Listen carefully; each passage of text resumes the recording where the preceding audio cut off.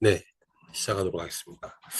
한번 우리 멀티비타민은 어떤 성분으로 이루어져 있는가 한번 살펴보겠습니다. 그래서 이제 우리가 대화를 할 때 뭐 우리 비타민 정말 좋아요, 뭐 안 좋은 거 없어요, 뭐 이런 것도 좋지만 우리가 사업을 한다면 이제 성분에 대해서 조금 알아야 한다. 그래서 뭐 눈밑이 떨리시나요? 그럼 멀티비타민 뭐 마그네슘이 부족한 거예요. 또 뭐 이런 비타민이 부족한 거예요. 이런 말을 좀 할 수 있으면 더 좋지 않을까 이런 생각이 듭니다. 그리고 우리 멀티비타민에는 23가지 기능성 물질이 있죠. 23중 기능성 건강기능식품인데 함량이 각각 다릅니다. 그 왜 다른지에 대해서 오늘 좀 말씀드리고 그다음에 이제 병이라는 것이 갑자기 없다가 생기는 게 아닙니다. 일단 우리 몸은 세포로 이루어져 있죠. 그 세포는 뭐에 의해서 작동을 하는가? 바로 비타민과 미네랄이 있어야 효소가 활성화가 되고 그 효소 활성화된 효소에 의해서 세포가 작동을 하는 거거든요.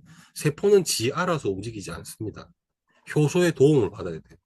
근데 그 효소도 자기 혼자 움직이느냐? 그렇지 않다. 비타민, 미네랄이 있어야 효소가 작동하고 작동된 효소에 의해 세포가 움직인다. 정상적으로 움직인다.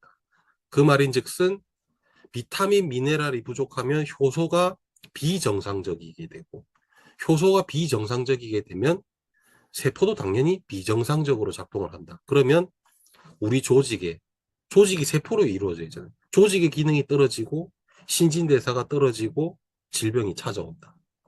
자, 그래서 이 영양소의 결핍에서부터 모든 질병은 시작한다. 라는 것입니다. 그래서 이제 우리 몸에는 저장할 수 있는 시스템이 있죠. 주로 뭐 간이라든지 근육, 요런 데다가 비타민, 미네랄 이런 것들 플러스 여러 가지 영양소들을 저장해 놓습니다. 때로는 저장된 요소들을 통해서 새로 합성도 하죠.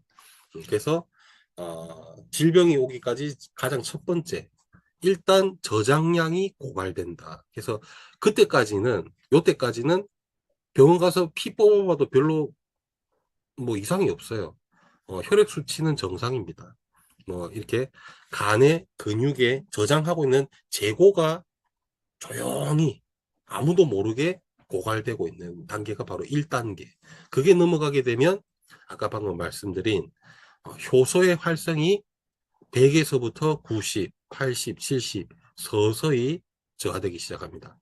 이때까지도 검사에는 안 나와요. 왜냐하면 뭐 이상은 아니니까. 기능이 좀 저하되는 거지 이상까지는 아니거든요. 요게 2단계. 자, 이제 3단계로 넘어가게 되면 효소 활성이 저하되는 게 이제 심화돼서 기능 저하로 떨어지죠. 세포의 기능 저하. 그러면 이때까지도 병은 아니에요. 정상적으로 봤을 때 피곤하고 뭔가 손발이 저리고 집중이 잘 안 되고 뭐 이상하게 막 입에 막 이런 염증도 잘 올라오고 머리도 좀 빠지는 것 같고 이런 기능적인 저하 이런 것들이 넘어갔을 때 4단계 마지막 병이 생긴다 질환이 생긴다라는 겁니다.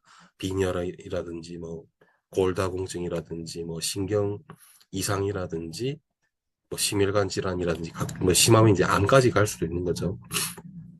그래서 질병은 갑자기 생기지 않는다. 영양소의 결핍으로부터 발전되는 것이다.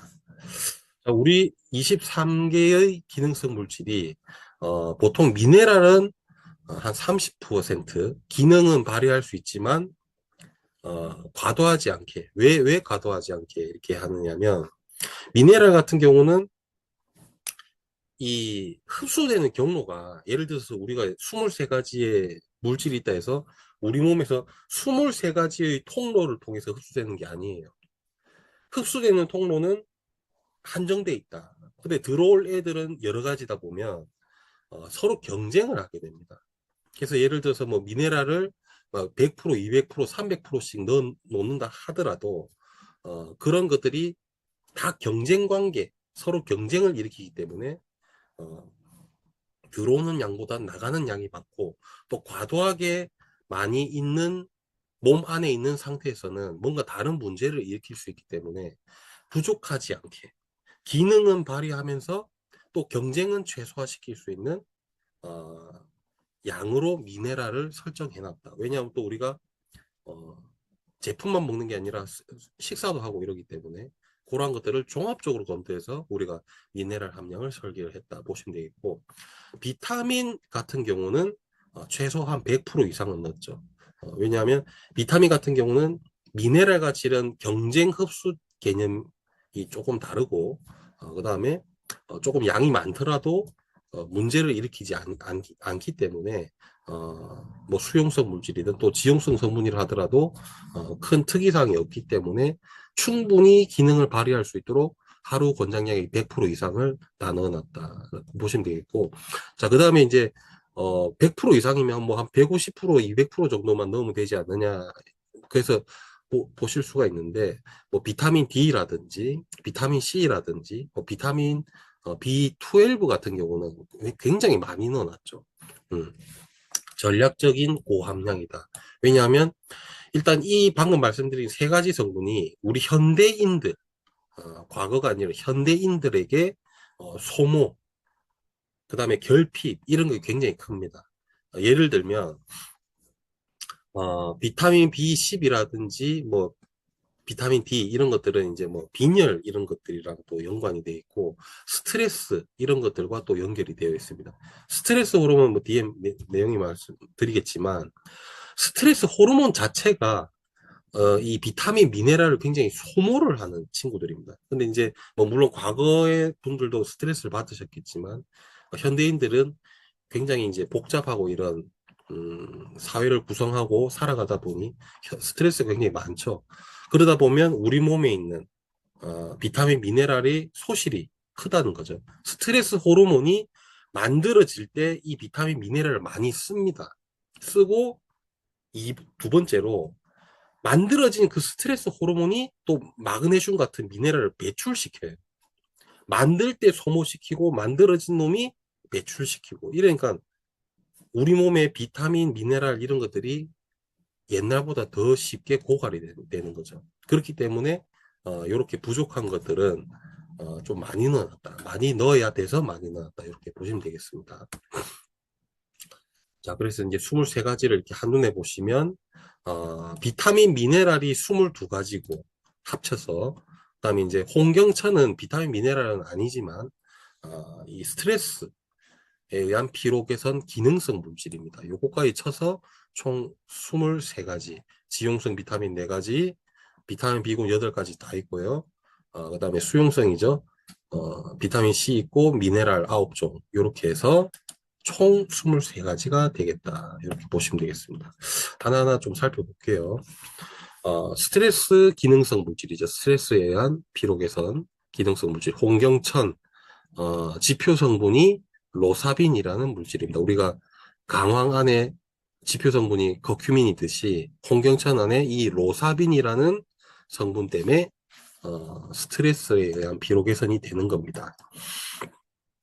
이 홍경천 같은 경우는 기능이 이런 거죠. 스트레스 호르몬, 과잉 반응을 완충해준다. 그래서 이런 정신적인 피로, 탈진 상황에서 집중력, 작업 능력 이런 것들을 지원해준다. 그리고 이 세로토닌, 도파민 이런 카테콜아민의 균형에 관여하기 때문에 이런 멘탈 이런 것들에 영향을 줄 수 있고, 그 다음에 이제 미토콘드리아, 우리 세포 안에 있는 에너지 생성 기관이죠. 공장이죠.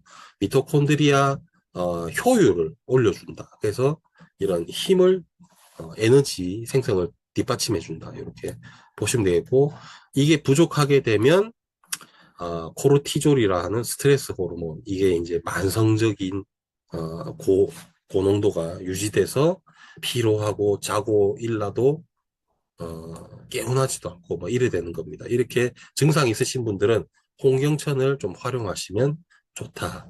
뭐 번아웃, 그다음에 뭐 이런 것들, 그다음에 수면의 질이 안 좋으신 분들 다 홍경천이 도움이 될 수가 있겠습니다. 자, 그리고 지용성 비타민 4가지 중에 첫 번째 베타카로틴, 이게 비타민 A입니다. 비타민 A. 여기 비타민 A가 왜 없지? 그게 베타카로틴이 비타민 A다.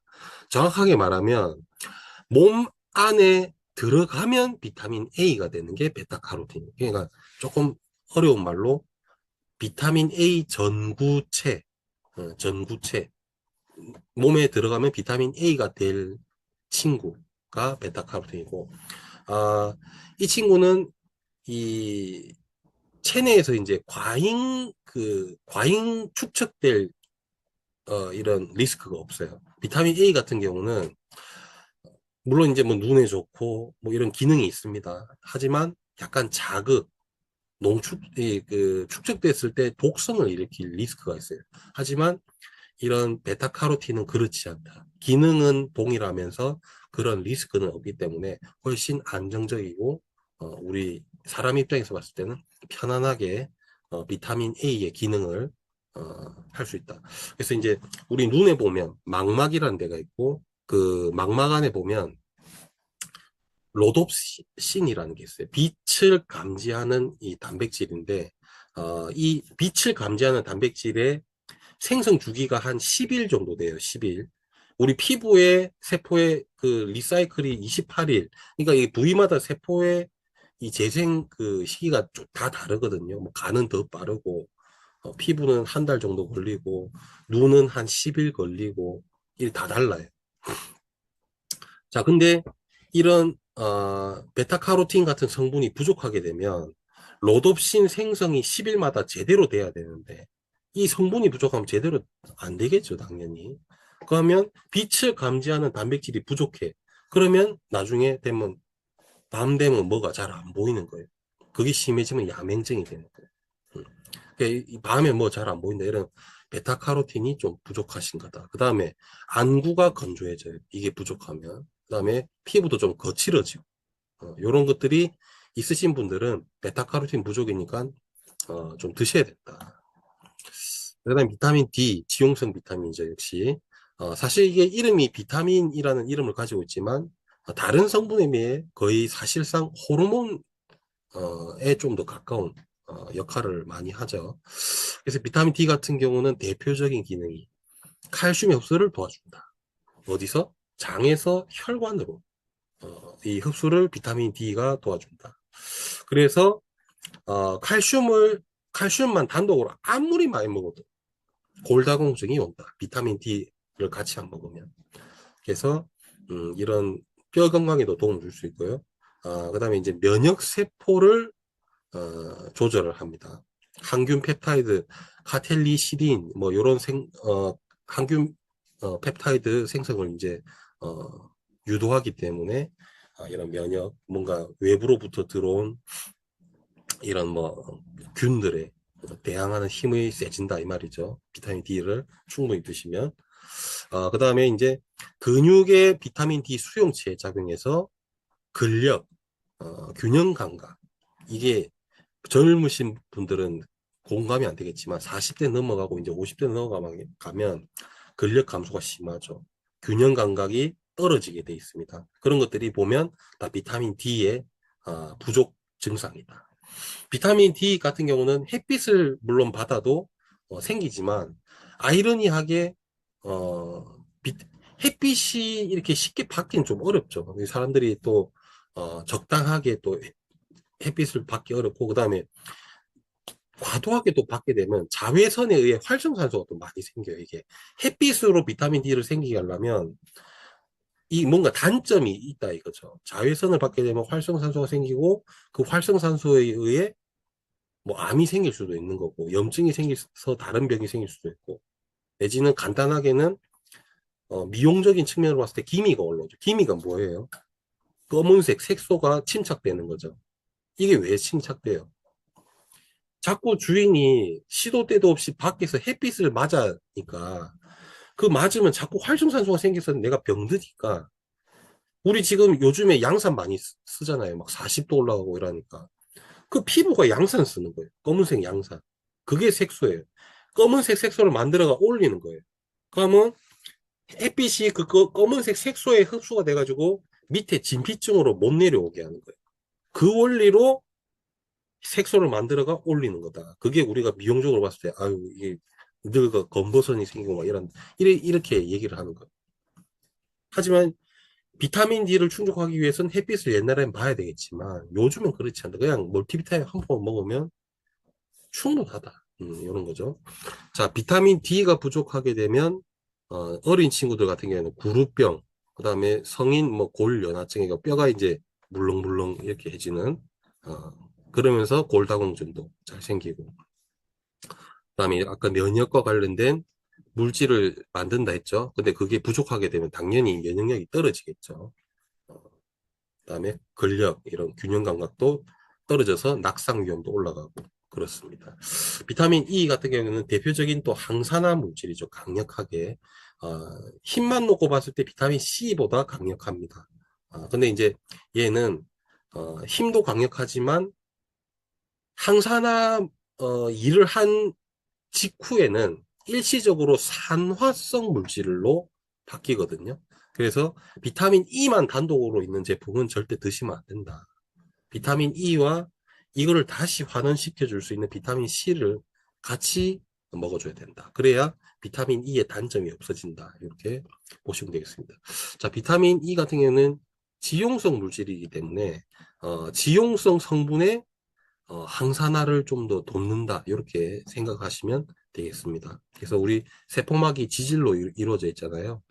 지질의 산패를 막아주는 대표적인 항산화 물질이고, 그다음에 이제 콜레스테롤. 우리가 이제 콜레스테롤이 나쁘다 하는데 사실은 엄밀히 따지면 콜레스테롤은 나쁜 물질이 아니에요. 정확하게 말하면 콜레스테롤이 산패된 거. 그러니까 산패된 콜레스테롤이 심혈관 질환을 일으키는 거거든요.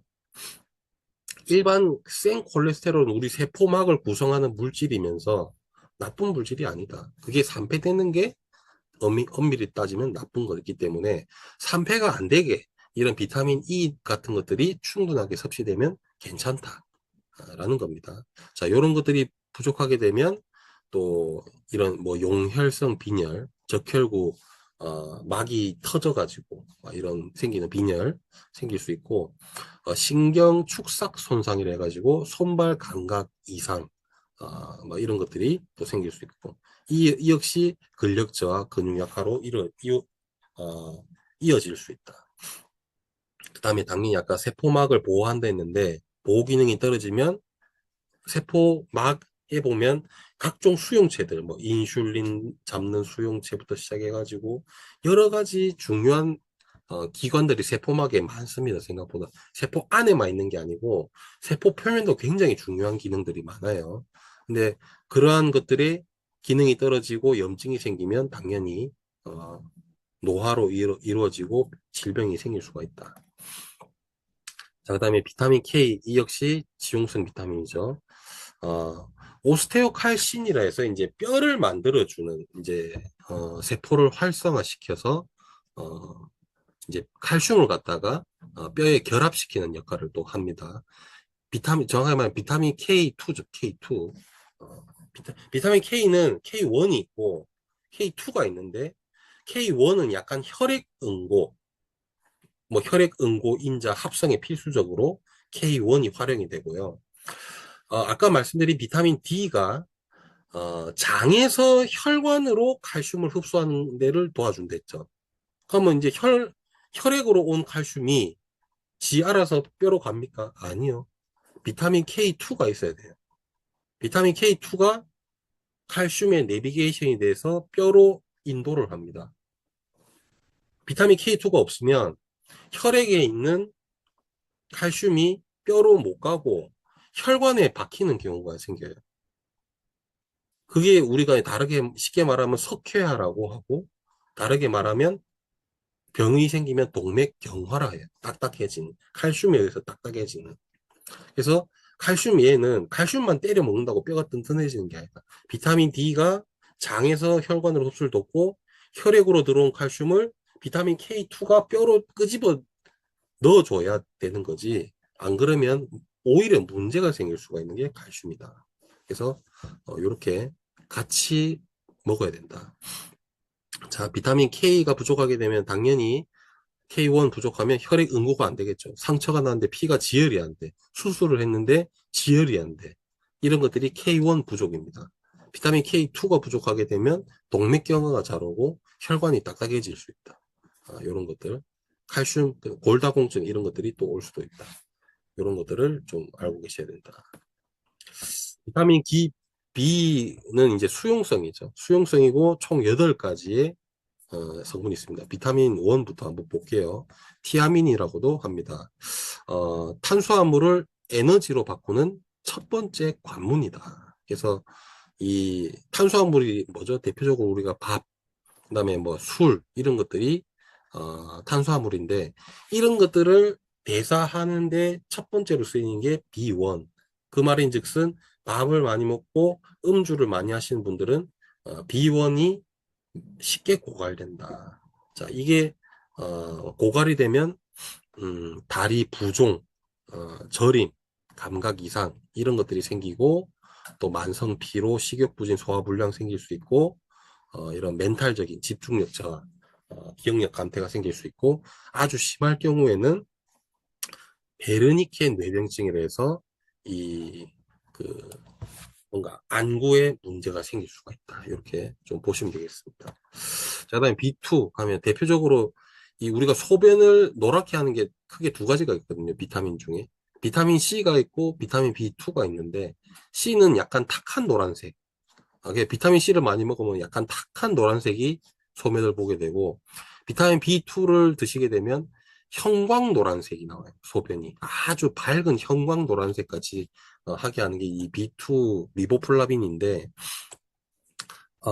이 소변만 노랗게 하는 것이 아니라 에너지 대사에 당연히 관여를 한다. 그 중에 에너지 공장 미토콘드리아가 하는 일에 부품으로 사용된다는 것이죠. 그래서 뭐 FAAD라든지 FNM 구성 성분이 돼가지고 에너지 대사를 일으킨다. 그 다음에 익숙한 성분이죠. 글루타치온. 글루타치온 환원 효소를 도와서 이 항산화 이 힘을 갖다가 잘 낼 수 있게 해주는 그게 또 B2다. 그다음에 우리 몸에 지방 많으시죠. 저도 뭐 많지만 다 이제 지방 많으셔가지고 걱정 많이 하시는데 이 지방산 베타 산화에 관여해갖고 우리 몸에 있는 지질을 에너지로 이 옥수 좋은 기능이죠. 우리 몸에 있는 지방을 갖다가 에너지로 바꿔주는 역할을 한 게 B2다. 그래서 이제 여성분들 이렇게 관심이 많으실 것 같은데. 자, 그 다음에 이제 비타민 B6와 엽산, 많이 들어보셨죠, 엽산. 음, 엽산만 먹으면 또 안 돼요. 이 엽산을 일할 수 있게끔 활성화시켜 주는 게 B2다. 그래서 엽산 좋다 해가지고 그냥 엽산만 딱 하나 있는 그것만 먹으면 기능을 제대로 발휘를 못 합니다. 엽산을 활성화시키는 게 B2다. 그래서 이런 게 부족하게 되면 입꼬리가 갈라지고 뭐 헐거나 이 혀에 염증이 생기고 그다음에 뭐 이런 지루성 피부염, 눈충혈, 뭐 눈부심, 쓸데없이 막 눈물 막 많게 나오는 이런 증상들이 생길 수 있다. 자, 그다음에 비타민 B3 나이아신이라는 형태가 있고 나이아신 아마이드라는 형태가 있는데 나이아신은 약간 염증성 반응을 동반합니다. 기능은 비슷한데 약간 염증성 반응, 예를 들면 뭐 열감이라든지 화끈거림, 따가움 이런 염증성 반응을 동반하는 반면에 나이아신 아마이드 같은 경우는 완전 반대죠, 반대. 기능은 똑같은데 반응으로 봤을 때는 나이아신과 완전 반대. 항염증 기능을 이렇게 일으켜요. 그래서 저희는 나이아신 아마이드 형태를 사용을 하고 있습니다. 이거는 이제 NAD라고 요즘에 롱제비티, 장수죠. 장수에 관심이 있으신 분들은 좀 많이 들어보셨을 뭐 NMM이라든지 이런 것들과 연관되는 조효소죠. NAD의 원료가 비타민 B3입니다. 결론적으로 NAD라는 애가 우리 장수 유전자, 뭐 서투인 이런 것들을 활성화시키는데 결국에 이 효소도 지 혼자 움직이지 않는다 했죠. 제가 제일 처음 서두에. 이 시, 어, 시르투인이라는 장수 유전자를 활성화시킨 효소가 NAD다. NAD도 지 혼자 안 움직인다.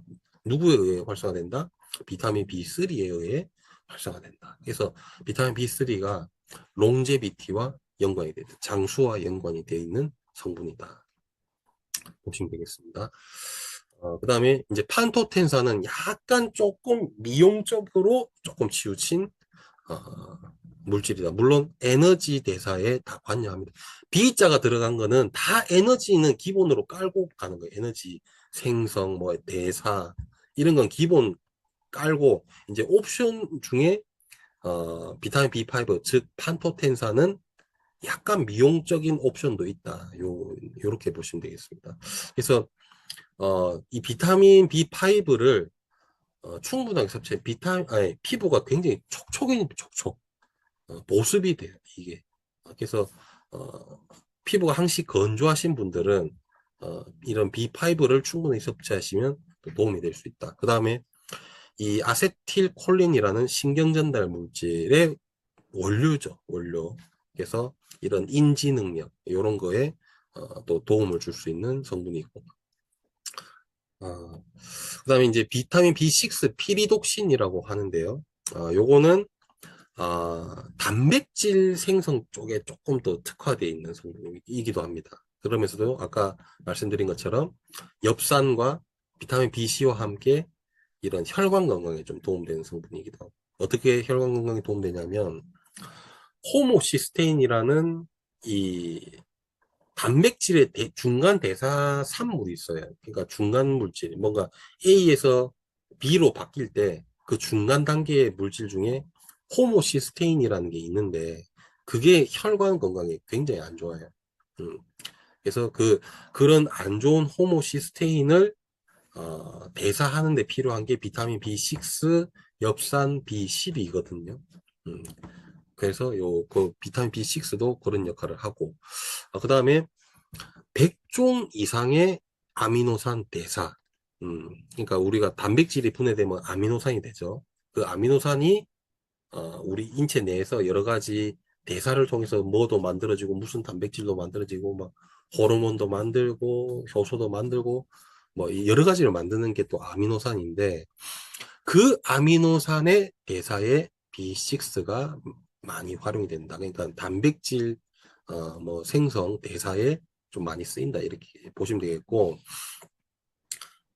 이 헤모글로빈 우리 혈액에 있는 헤모글로빈의 산소를 이렇게 운반하는 부위죠. 이제 햄이라는 부위가 있는데 어, 이 햄을 합성하는 음, 이제 단계에 쓰인다.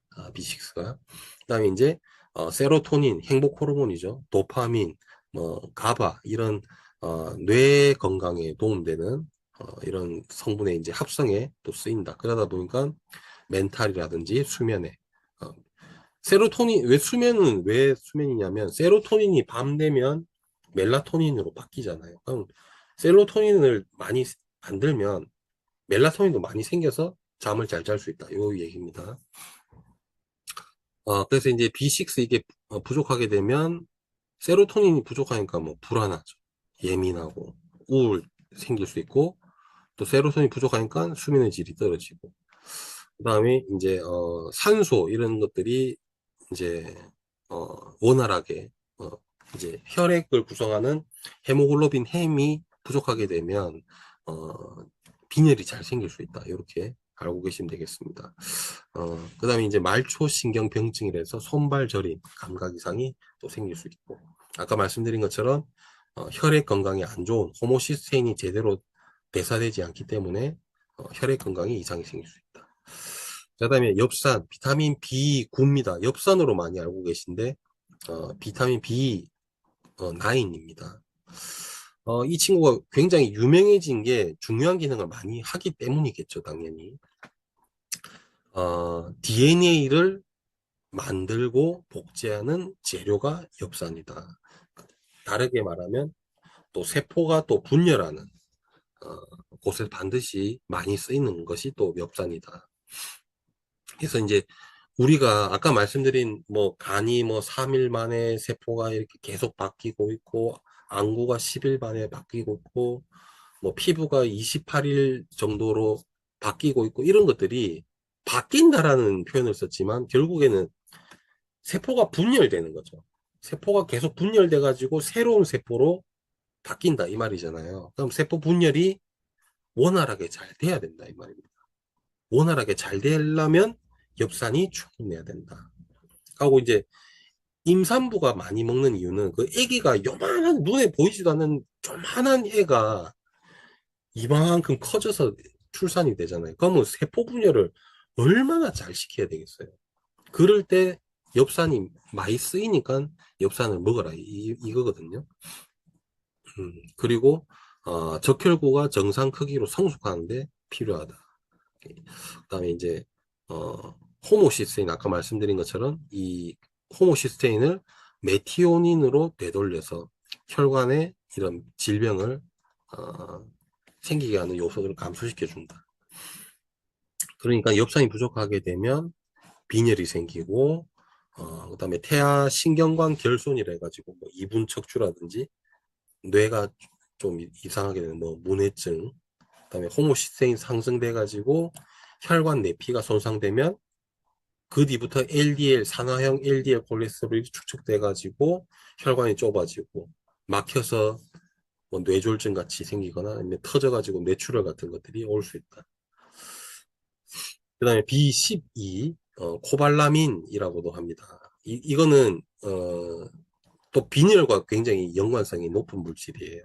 그리고 나이가 들수록 흡수력이 굉장히 떨어집니다. 그래서 얘는 좀 많이 넣어놨어요. 100을 먹는다고 100이 다 쓰이는 게 아니고 흡수되는 게 아니기 때문에 많이 넣어놔야 부족하지 않게 들어와가지고 충분히 일을 할 수 있기 때문에 저희 비타민에도 좀 많이 넣어놨습니다. 나이가 들수록 또 흡수력 떨어지기 때문에. 그래서 비타민 B12 같은 경우는 신경 수초 유지, 그래서 신경 전달 속도를 어, 지켜주는 절연체 역할을 하는 것들에 연관이 되어 있다. 그다음에 적혈구 성숙에 필수죠, 필수. 그다음에 엽산을 또 활성형으로 재활용하는데 비타민 B12가 반드시 있어야 된다. 그리고 아까 말씀드린 것처럼 6, B6와 엽산과 함께 호모시스테인 제거에 관여하고요. 어, 말 그대로 B자를 달고 있으니까 또 에너지 쪽, 뭐 지방산이라든지 이런 것들을 에너지화 하는데 쓰인다. 자, B12가 부족한, 빈혈 있으신 분들은 병원 가서 약 처방 받은 것 중에 B12만 받으신 분도 꽤 있으실 거예요. 아마 빈혈 관련해서 이제 병원에 가셔서 약을 타서 안 보고 그냥 드신 분 있겠지만 한번 살펴보시면, 뭐 엽산도 있지만 B12도 흔하게 처방되는 약 중에 하나입니다. 그래서 악성 빈혈 이런 것들 있을 때 어, 많이 쓰이게 되고요. 손발 저림 뭐 이런 것들 반드시 생기게 되어 있습니다. 그 다음에 기억력 저하, 인지 기능 저하 올 수 있고 뭐 혀에 이렇게 통증이 있으신 분들, 그 다음에 뭐 우울증, 보행 불안증 이런 것들이 있으신 분들은 B12를 부족을 의심해 봐야 된다. 자, 비오틴 같은 경우는 얘도 약간 조금 미용적이죠. 에너지 대사에도 기본적으로 도움되지만 약간 미용적. 예를 들면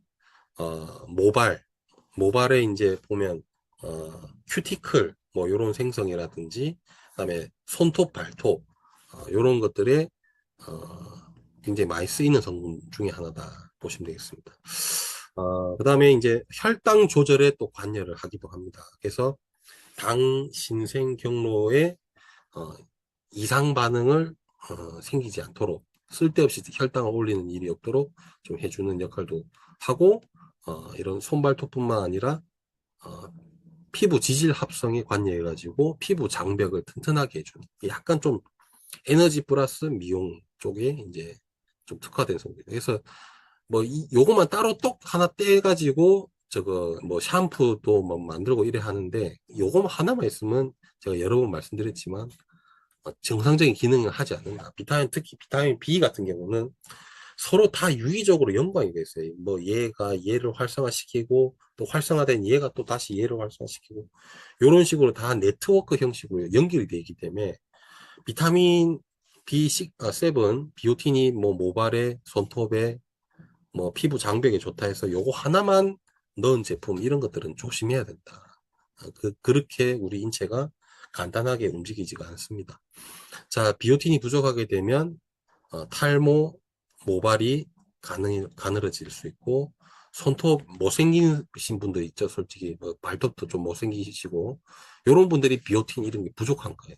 그런 거 있으시면은 좀 드셔야 된다. 자, 그렇습니다. 비타민 C는 우리가 SIB 비타민 C 했을 때처럼 이제 뭐 많은 설명 드려서 오늘 좀 간단하게 하고 넘어가겠습니다. 일단 핵심적인 내용이 항산화적인 역할을 하는 거죠. 활성산소를 직접적으로 제거하는 역할을 또 하고, 그다음에 이제 콜라겐 생성에 반드시 또 필요한 성분이죠. 비타민 C가 없으면 콜라겐이 안 만들어집니다. 그다음에 이 식물성 비햄 처리라고 이런 그 흡수율을 한 서너 배 정도 올려줄 수 있고 철분도 마찬가지로 흡수율을 올려줘요. 철분의 흡수도 철만 먹으면 흡수가 잘 안 되는데 이 비타민 C를 같이 먹었을 때 철분이 흡수가 잘 된다. 그래서 비타민 C 이게 부족하게 되면 뭐 이것도 괴혈병이 올 수 있는데 괴혈병 아시죠? 이게 특히 잇몸 이런 게 약하잖아요. 약한 데부터 티가 좀 나는 건데 이 조직이 약해져 가지고 잘 무너진다고 해야 될까요? 무너지다 보니까 피가 막 철철철 나고 그게 안 멎어 가지고 죽는 병이 괴혈병이잖아요. 혈관이 무너지는 병이거든요. 근데 이제 비타민 C 같은 경우는 콜라겐 생성을 도와가지고 혈관 중간이 다 그 콜라겐이거든요. 그걸 이제 잘 생기게 하니까 혈관이 튼튼해지고 조직이 탱탱해지고 이러니까 괴혈병이 치료되는 현재까지도 이 괴혈병 치료제로도 쓰이는 약이기도 하죠. 이 식품이기도 하면서. 그다음에 이제 뭐 상처 회복이라든지 멍 잘 드시는 분들은 비타민 C가 부족한 겁니다. 피부 탄력 이런 것들도 좋아지게 되고 만성 피로 오게 되고 이 활성산소에 염증이 많다 보니까 여러 가지 뭐 관절통이라든지 이런 통증이 많으시게 되죠. 그다음에 이제 미네랄로 한번 넘어가 보겠습니다. 칼슘, 우리 뭐 이제 뼈를 구성하는 대표적인 미네랄이죠. 이 칼슘 자체가 우리 뼈에 그 핵심적인 성분이고 치아도 마찬가지. 그다음에 이제 근육의 수축에 이 연관이 돼 있어요. 그게 이제 칼슘하고 반대되는 게 마그네슘인데 마그네슘은 약간 이완, 이 칼슘은 약간 수축. 이렇게 서로 이완과 수축에 또 쓰이는 미네랄입니다. 그다음에 혈액 응고 캐스케이드라 해가지고 이제 이 연쇄 반응이에요. 캐스케이드가 혈액 응고가 뭐 간단하게 응고되라 이거 응고 딱 되고 이러는 게 아니고 여러 가지 이제 단계가 있는데 그런 단계에 칼슘이 필수적으로 쓰인다. 요런 내용입니다. 그게 이제 칼슘이 부족하면 당연히 뭐 뼈가 약해지고 골다공증 오는 거는 뭐 초등학생도 아는 내용이고 이제 근육 경련이라든지 쥐, 손발 저림 뭐 이런 것들이 있으신 분들이 또 칼슘이 부족하고 또 칼슘이 부족하게 되면 신경이 예민해지고 잠도 잘 못 자고 심계항진 이런 것들이 생길 수가 있습니다. 자, 이와 반대로 이제 마그네슘은 아까 말씀드린 것처럼 근육의 이완을 담당한다. 그래서 정확하게 반대 역할을 하고, 그 다음에 이제 이 ATP, 미토콘드리아가 만든 에너지죠. 그 ATP와 마그네슘이 이제 연결돼가지고 복합체가 돼가지고 실제로 쓰인다. 그래서 마그네슘이 없으면 에너지가 이제 실질적으로 쓰이기가 잘 어렵습니다. 그래서 마그네슘도 굉장히 또 중요한 미네랄 중에 하나죠. 그래서 보면 뭐 300종 이상의 효소의 조인자다. 이렇게 보시면 되겠고, 신경 흥분을 진정시켜서 수면의 질과 정서 안정에 기여한다. 그 다음에 비타민 D 아까 말씀드린 비타민 D도 활성화시켜주는 게 마그네슘이에요. 이 사실은 이 비타민과 미네랄들이 굉장히 복잡합니다. 독단적인 기능도 다 있지만 얘네들이 독단적인 기능이 있다 해서 저그들이 알아서 다 움직일 수 있는 게 별로 없어요. 음. 다 누구의 도움을 받아야 돼. 그래서 이런 멀티비타민이 필요한 게 그래서입니다. 임산부라서 엽산 하나만 있는 거 사 먹고, 비타민, 어디서 비타민 E 좋다는 얘기 들어가 비타민 E만 있는 제품 먹고, 그다음에 탈모에 좋다 하길래 비오틴 이런 거 해외에 있는 거 막 사 먹고, 이러면 그게 기능이 안 돼요. 그 하나하나 또 사 몰라 하면 그 돈이 얼마입니까? 그하고 이제 그 돈도 비싼 데다가 하나하나에 들어있는 그 성분을 제품화하기 위해 부영제를 또 얼마나 먹습니까? 넣습니까? 그거를 갖다가 막 20개씩 먹는다 생각해 보십시오. 부영제만 이만큼 먹는 한 주먹씩 먹는 거예요. 자, 그래서 이런 멀티비타민의 형태로 먹는 게 비용적이나 기능적이나 건강적이나 다 이득입니다. 음. 자, 마그네슘이 부족하게 되면 아시다시피 눈밑이 떨린다. 눈밑 떨리는 게 그다음에 근경련 뭐 이런 것들도 오게 되는 게 아까 말씀드린 것처럼 복합적인 게 마그네슘이 왜 부족하게 됐냐. 아까 기억나신지 모르겠지만 스트레스 호르몬 코르티졸이 생기고 나면 마그네슘을 자꾸 세포 밖으로 빼내요. 얘네들이 나쁜 놈들이. 그러다 보니까 근육 이완을 하는 마그네슘이 고갈되다 보니까 자꾸 수축 하려다 보니까 경련 생기고 떨리고 막 이래 되는 거에 영향을 준다. 열 많이 받으셔가지고 막 몸 떨리시는 분은 마그네슘이 많이 어, 고갈되신 분이에요. 그다음에 철 같은 경우는 이제 산소를 운반하는데 굉장히 많이 이제 사용되는 이제 미네랄이죠. 그래서 철이 부족하게 되면 우리 인체 자체가 이제 저산소 상태가 된다. 우리 세포가 또 산소가 없으면 죽잖아요. 죽고 부족하게 되면 기능이 떨어지잖아요. 그래서 철도 굉장히 중요하다. 헤모글로빈, 그다음에 근육에 있는 미오글로빈 이런 것들을 구성하는 물질이기도 하고, 그래서 산소를 운반하고 저장하는 중요한 역할을 하는 게 철이다. 자, 그다음에 미토콘드리아 를 구성하는 전자전달계 시토크롬의 핵심 금속이죠. 그다음에 이제 면역 세포의 증진, 그다음에 감염 방어에 또 철분이 관여를 하고, 도파민, 신경전달 물질 합성 효소에 보조 인자를 한다. 그래서 얘네들이 다 이 뭐 하나의 일을 하는 게 아니고 여러 가지 또 관여를 하고. 자, 철분이 부족하면 당연히 산소 운반 관련되고, 어, 헤모글로빈, 미오글로빈의 구성 물질이 부족하게 되면 당연히 빈혈 오겠죠. 음. 그리고 쉬어도 풀리지 않는 만성 피로 잘 오게 되고, 추위를 또 잘 타시는 분들 주로 철분 부족이 많습니다.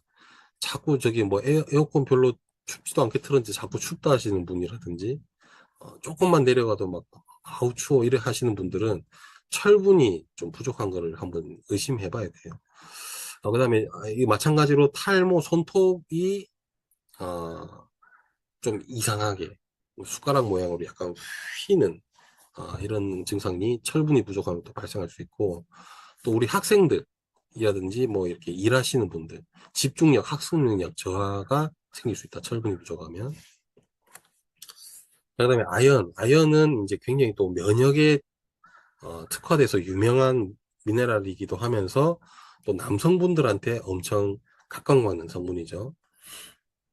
면역에 왜 도움되냐면 이 우리 면역 조절자, 면역 세포가 여러 가지가 있는데 그거를 조절하는, 과할 때는 낮추고 부족하면 올리고 조절해주는 면역 세포가 이제 T 세포인데, T 세포의 성숙에 아연이 필요해.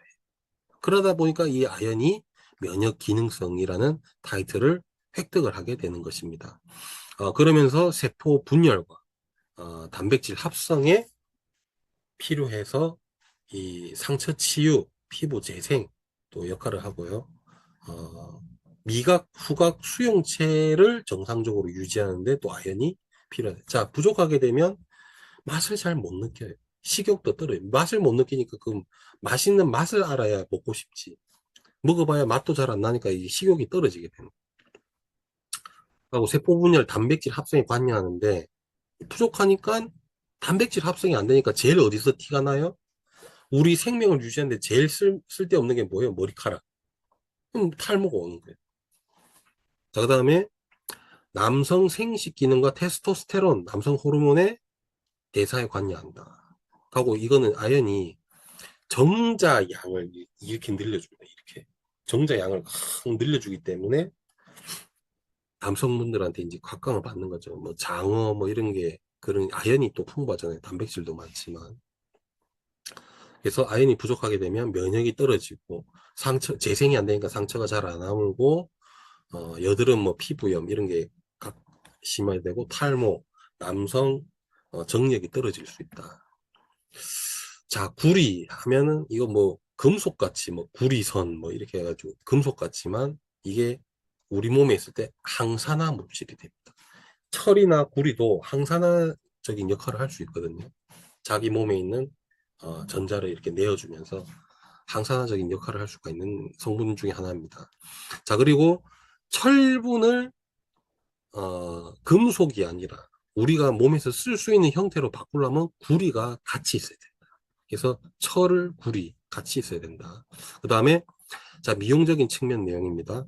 콜라겐을 우리 진피층이 콜라겐이 많죠. 그거를 단단하게 묶어주는 노끈 같은 게 뭐죠? 엘라스틴.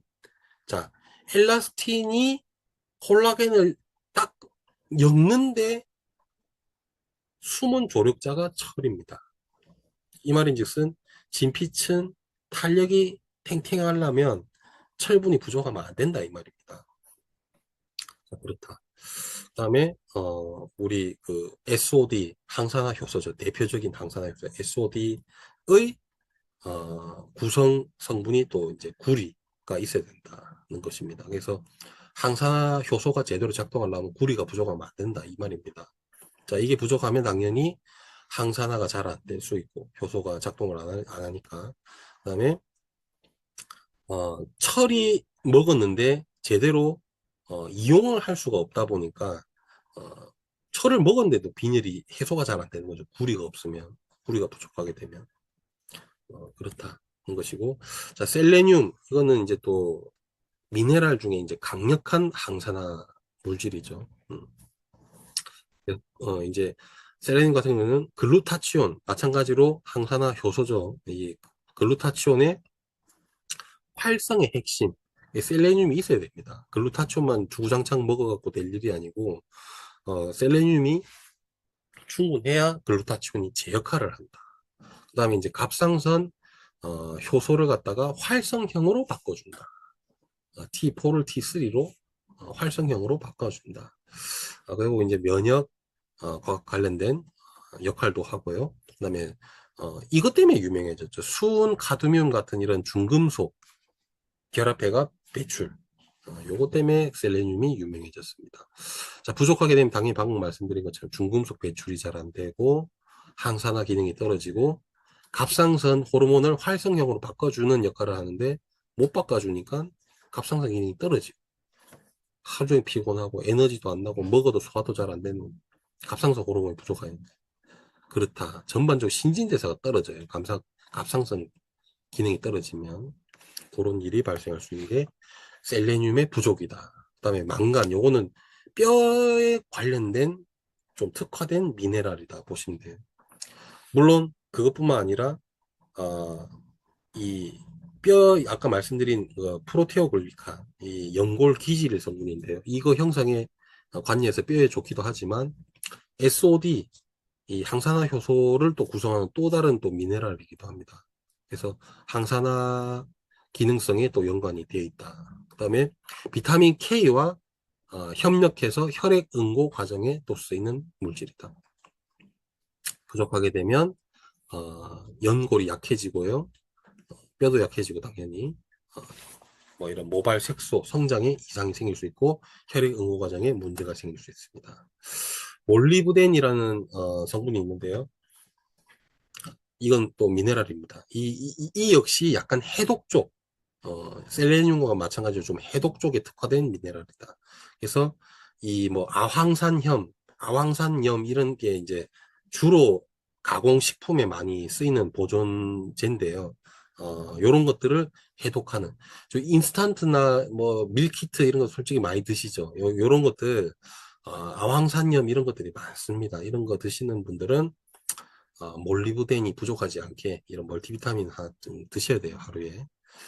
그다음에 이제 통풍에 또 관련된 성분 퓨린, 대사와 요산 생성 경로에 어, 관여된 효소를 또 활성화시키는 게 몰리브덴. 통풍 있으신 분, 통풍 염려되는 분, 요산 수치가 높으신 분들 잘 보셔야 됩니다. 그리고 이제 알코올, 약물 대사에 따라서 생기는 부산물들이 있죠. 그 부산물들. 아까 말씀드린 것처럼 몰리브덴이 약간 해독, 처리, 이렇게 막 좀 이런 것들에 특화된 부산물들을 무독성화, 뭐 이런 것들에 특화된 미네랄이다.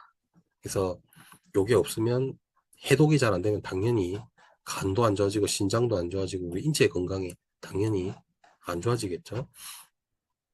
그리고 이 뭐 야맹증과도 연관이 있다는 연구도 있습니다. 그다음에 이제 크롬, 뭐 당뇨 쪽에 좀 특화된 미네랄로 많이 알려져 있는데요. 왜냐하면 인슐린이 제대로 일하게 만드는 이제 인자거든요.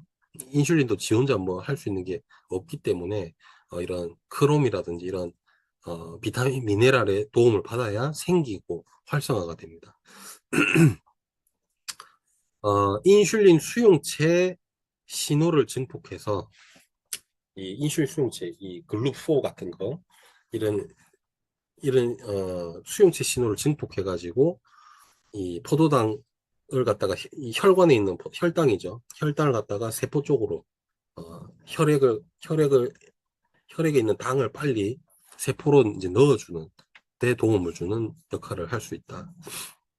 그러다 보니까 이제 당뇨에 도움된다 이렇게 보는 거죠.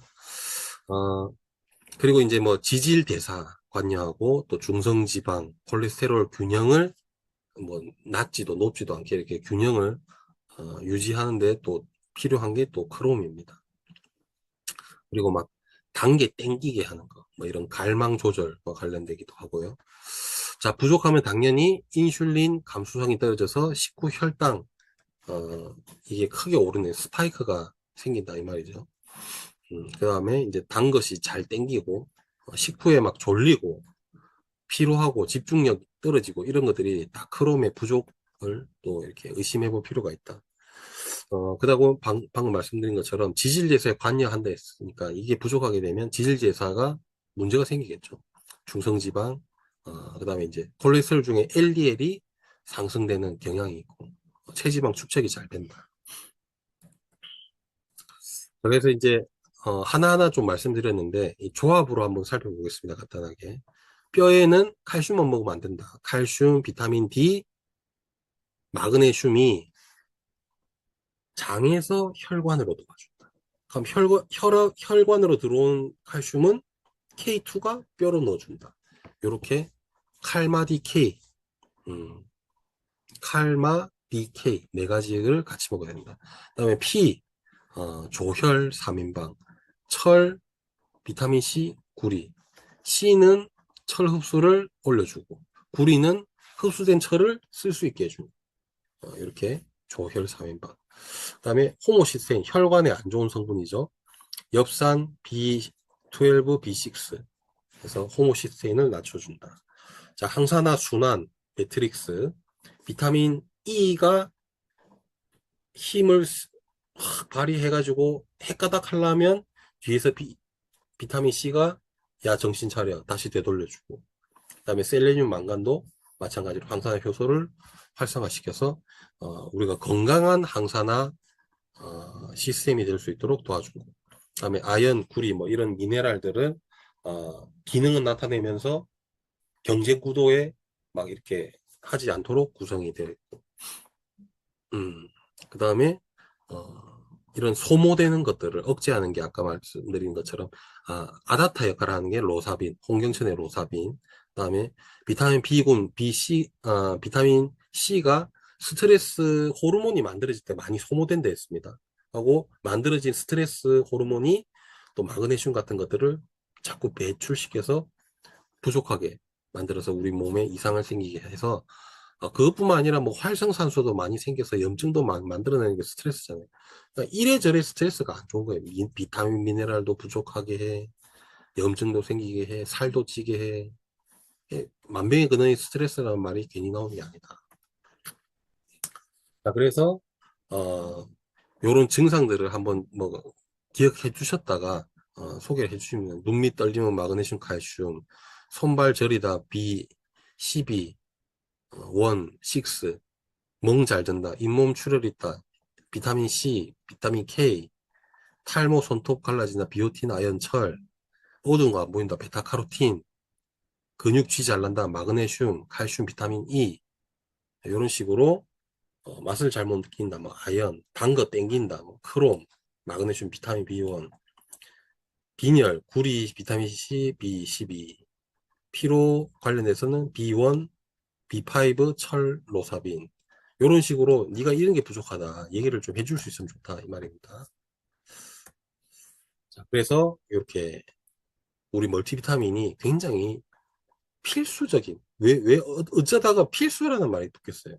세포랑 우리 몸 세포로 이어져 있고 세포가 정상적인 기능을 하려면 비타민, 미네랄이 반드시 충분히 있어야 된다. 그렇기 때문에 이거는 권장이 아니고 무조건이라는 단어가 들어요. 무조건 먹어야 돼요. 음. 오리온톡스에 대해서 간단하게 말씀드리겠습니다. 말 그대로 올인원 디톡스를 한 성분인 거죠. 그러면 뭐가 있길래 올인원이냐? 일단 첫 번째 파트가 유해 생물을 활성을 억제하고, 두 번째 걔네들의 은신처를 부수고, 세 번째 각종 노폐물들을 싹 긁어 붙여가지고 싹 빼버리는 요 세 가지 메커니즘이 있다.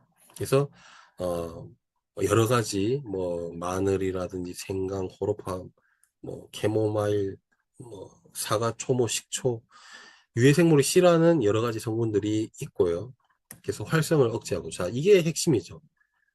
바이오필름 나쁜 균들의 은신처 보호막 그게 바이오필름이고 우리 장에 보면 특히 대장에 이런 것들이 많이 있는데요.